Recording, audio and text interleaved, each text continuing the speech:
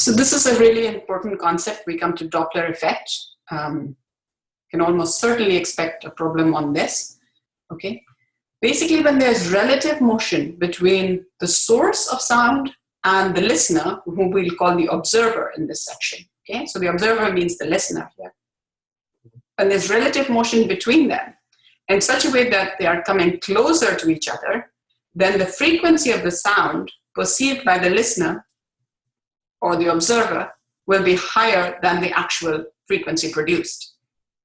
Similarly, when they are moving away from each other, whichever one is moving, or both could be moving, so long as they're moving away from each other, the frequency will appear to drop.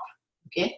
The actual frequency produced by the source, of course, is not changing, but it's the perceived frequency heard by the listener that appears to be different from the actual frequency. And you would have had this experience when you're, say, standing at a train station with your back towards the line, so you're not looking at the train. But if you hear, if the train is blowing a whistle and coming in or leaving the station, you're easily able to make out whether it's coming in or it's leaving. And there are two ways. Of course, the intensity is also changing because as it comes closer to you, the intensity is rising. That is not Doppler effect. Okay? That's just a natural phenomenon of how intensity varies with inverse square of the distance. In the Doppler effect, the frequency appears to change. Okay? So let's study that. We will assume that the air itself is stationary. The only objects that could be moving are either the source or the observer or both. Yeah? And all speed measurements will be relative to the stationary medium. Okay? So let's first consider a source that is stationary. So the source does not move, its velocity Vs is 0. It's producing these spherical wavefronts that we talked about. We're pretty close to the source. Here's a cyclist who is coming in. So he is moving now. The observer, O, and all his subscripts will be O, is moving with a velocity V0 towards the source. So we expect the frequency to rise. Yeah? As he travels to the right, he encounters more wavefronts than he would per unit time if he were stationary, right? Because his velocity is getting added to this velocity. So he perceives the wavelengths to be smaller than they actually are, or the frequency to be higher. Remember, V equals F lambda. Let me just write that here. So for all waves, the wave velocity V equals frequency times lambda for the wave. So if the perceived wavelength is smaller than actual, then the perceived frequency has to be correspondingly greater, yeah, to keep the same velocity. And velocity just depends on the temperature and the air and the medium at that time. Yeah? So hopefully it's clear why he appears to hear a higher frequency than that which is being produced. And you can actually calculate that. We'll come to the formula in a minute. Let's look at when he now starts moving away from the source. So he has ridden his bike all the way to the source, and now he's on the other side. The source is still producing the spherical waves in all 360 degrees or spherical waves. He rides away. His velocity now is V0 away from the source. We expect the frequency to drop.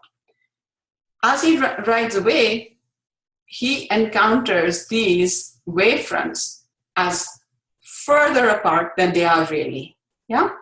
So the observed wavelength is greater than the actual, which means the observed frequency is lower. Yeah? And this is the formula. The observed frequency is equal to some multiple of the true frequency produced by the source. So this is the source frequency, given by where V is the velocity in the medium at that time, so maybe velocity in air. And in the numerator, you add the observer's velocity. Yeah? This is when the source is moving. Sorry, when the source is stationary and the observer is moving. Yeah? So since there is no motion of the source, we don't need to consider that term. Okay. When they are moving towards each other, you will take this as a positive quantity. The velocity is positive, and you can see that adding a positive value here is going to make this fraction greater than 1. Hence, the frequency f0 is going to be greater than fs. Yeah? If, however, they're moving apart, then v0 is going to be less than 1, where he's moving away from the source. V0 is going to be subtracted. So v0 is going to be negative, and this numerator is going to be smaller than the denominator, which means you multiply by the fraction, so f0 is going to be smaller than fs. Okay, now let's look at the other case where the observer is stationary, but the source is moving.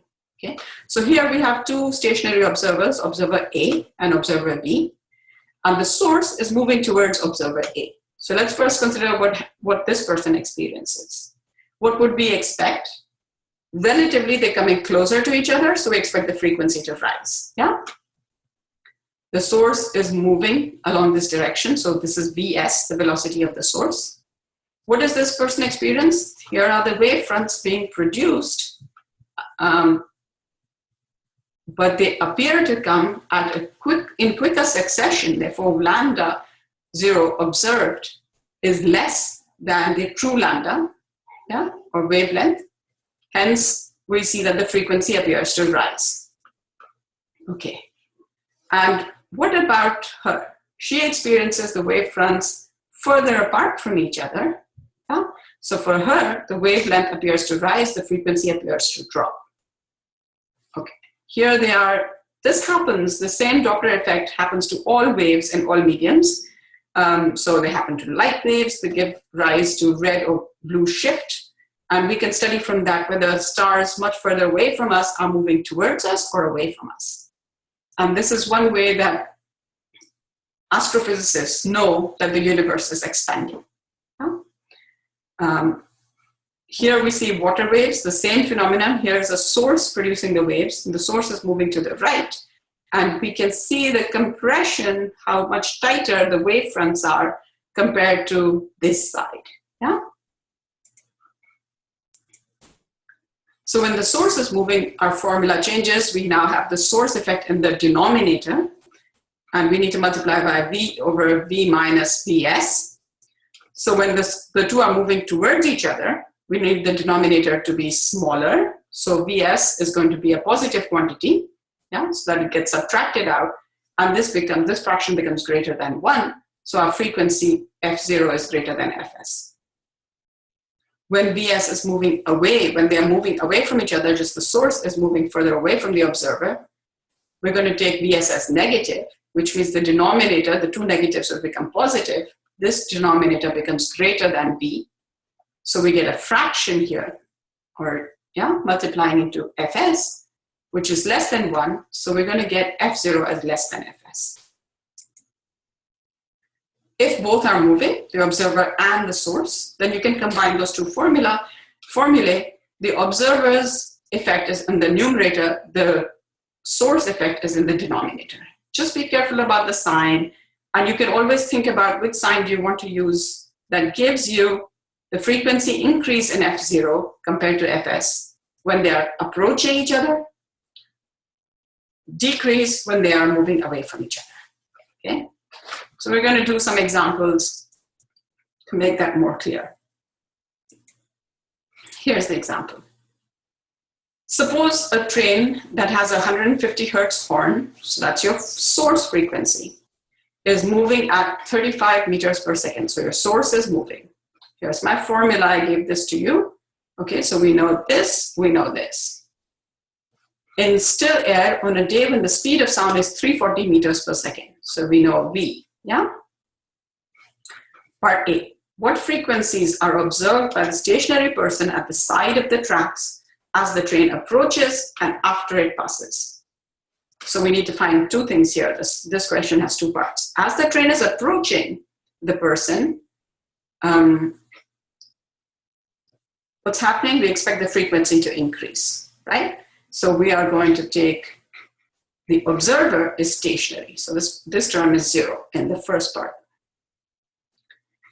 And we know all these quantities. We know fs, that's 150 hertz. So we can find f0, provided we take vs as positive, so that means we're going to subtract out 35 from 340 to get the denominator. Yeah? And when, in the second part of the first, part A, after it passes, so now my source is moving away at the same velocity. Now we're going to take this Vs as negative. So negative and negative is going to turn it positive. And my denominator is going to be 375. Yeah? And the frequency F0 will decrease.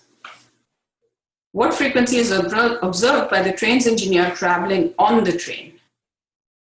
So this time, the observer is on the train. What is my relative motion? 0, right? They're traveling at the same velocity together, so that he's going to hear the true frequency, which is F0. So you should work it out and check your results against mine. You should get for part A, when they are approaching each other, 167.2, that's higher than 150 hertz, as expected. For part A, second part, 136 hertz, which is when they are receding, and then 150 hertz when he's actually on the train.